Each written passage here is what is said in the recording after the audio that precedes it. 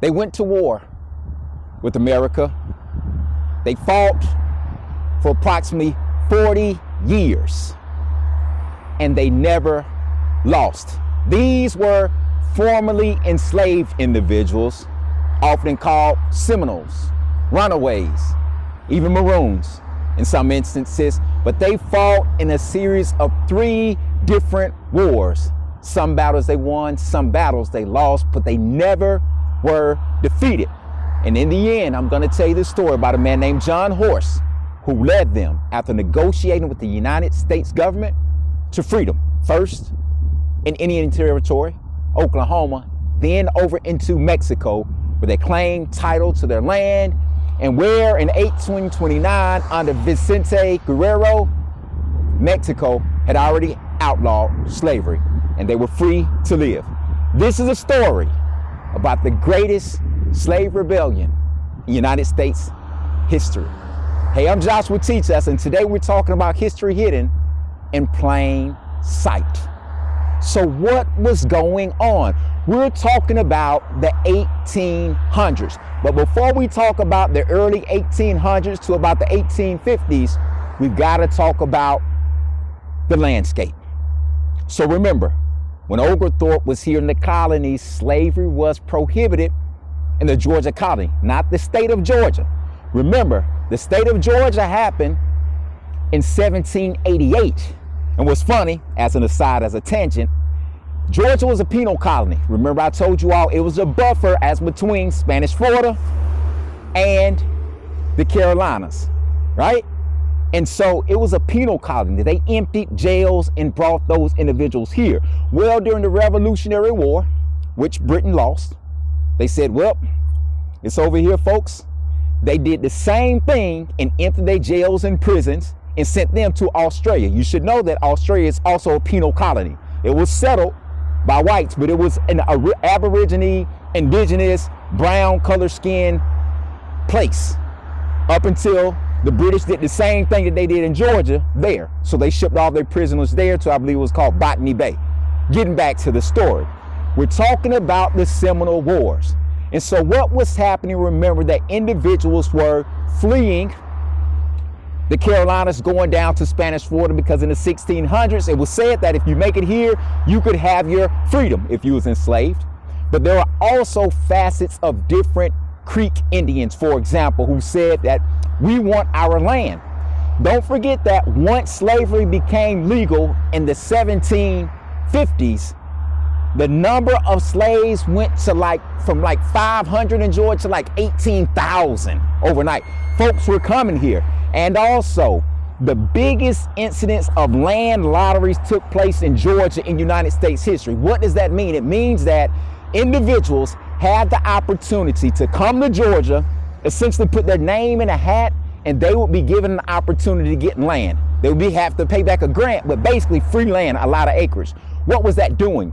It was taking the land from people who had lived here since recorded history began.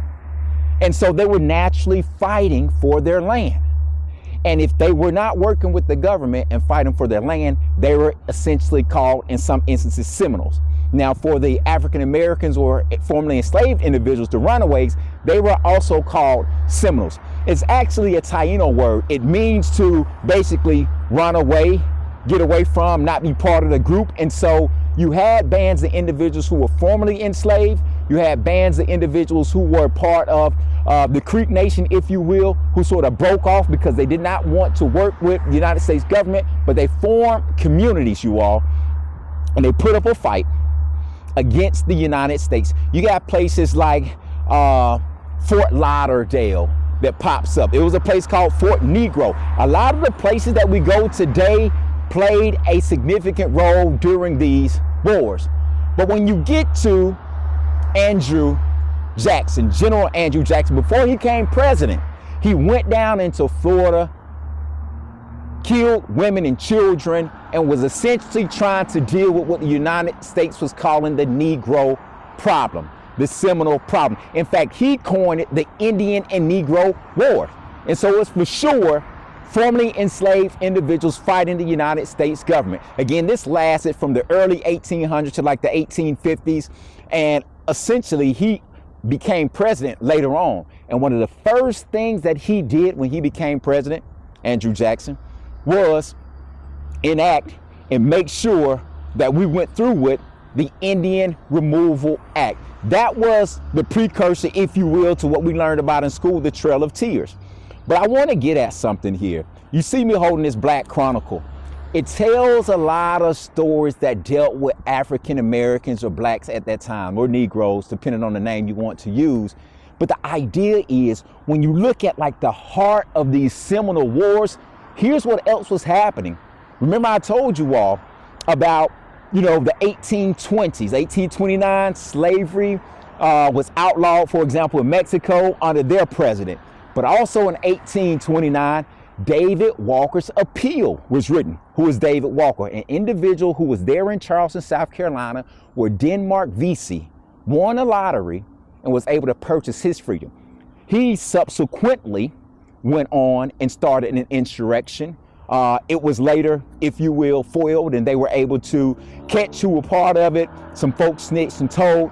They ended up dead. But the idea is that David Walker was there. He ended up writing a book when he got to Massachusetts, Boston, and he talked about how all black people needed to fight, resist, etc. This was taking place at the same time as these Seminole Wars, so quite naturally, some of these individuals would have heard this and might want to start or join the fight. In addition to that, in the 1830s, you get the story about Nat Turner's rebellion.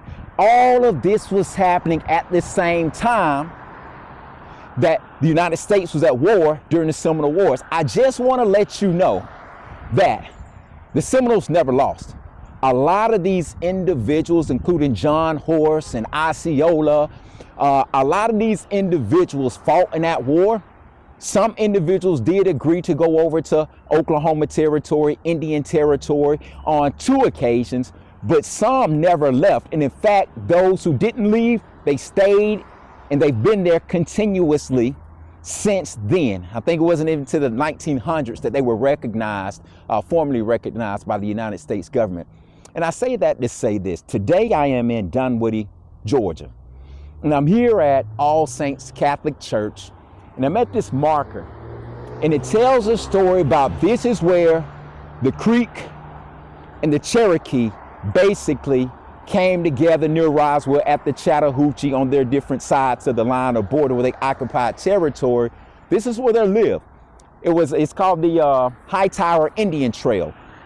And the marker reads that, this trail has been here since before recorded history, thousands and thousands of years, and that these individuals, when we talk about this slave rebellion, they were fighting for their land. They just wanted their land, and they were being kicked and forced off of their land. A lot of individuals joined in the fight.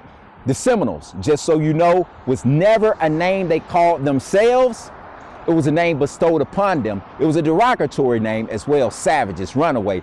But it's one that they ultimately took and held and started to call themselves that. And so I'm just here to tell you all about one of the biggest slave revolts in United States history that was successful. Remember, John Horse negotiated that freedom for those individuals. They went over into Indian Territory, Oklahoma, and then when the United States government again reneged on their promises to allow them to stay there, they were forced to flee into Mexico, where they remained and became citizens. Hey, I'm Joshua Teach Us, and today we're talking about history hidden in plain sight.